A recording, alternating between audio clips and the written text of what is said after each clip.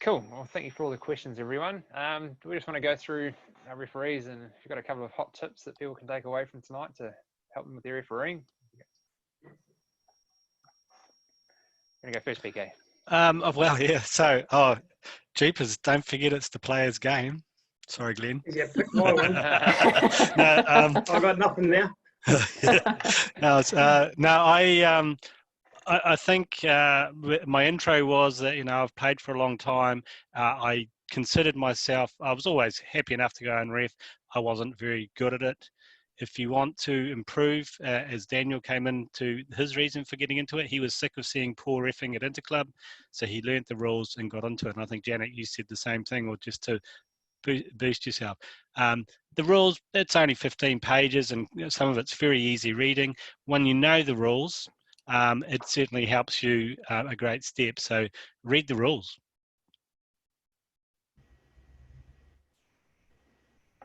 And don't worry, the top players don't know the rules. So if you read the rules, you're going to be one up on them too. Thanks, PK. Daniel, what have you got? I would just say, if you're nervous reffing, that's 100% fine. I get nervous all the time when I'm reffing, and just give it a go, and stick to your guns. Thank you. Glenn? Well, since PK stole my thunder on the player's game thing, I guess one of the things I'm always looking for when I'm refereeing a game is a fair outcome for every rally. So keep that as an uppermost sort of principle in your minds, is what is fair here, and try and keep that as a basis for your decisions. You've got to sort of display a bit of confidence, even if you might be shaking internally with nervousness. I'd be lying if I said I wasn't nervous when I was in a big arena somewhere on Squash TV, and you've got all the pressure on you to make not too many stuff-ups. It's absolutely normal, but somehow you've got to find a way of demonstrating that you're in control and confident, even if internally you're not. You've got to have that sort of tone that puts the players at ease that you're actually under control. As far as decision making, you're going to make mistakes. You've got to accept that. Everyone makes mistakes. I've made my fair share, and every referee who's ever lived has made tons of mistakes. So they're going to happen. You've got to get over them and move on to the next situation, next decision. Just have to hope that they don't add up to influence the result of a game, because that sort of takes away from the fair outcome that we're trying to strive for.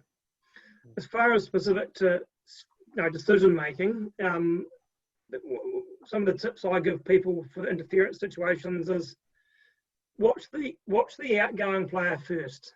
So look at their movement before anything else, because it's really easy to see a player jump into the back and think no let. But if the other player hasn't actually made the right movement out, then you can miss that bad movement. So look at the first thing I'd ever do is look at the outgoing player, then look at the incoming, and then before I make my decision, and bearing in mind this is all happening in split seconds, look at the ball, because quite often you can look at the player outgoing and say, right, they haven't moved very well.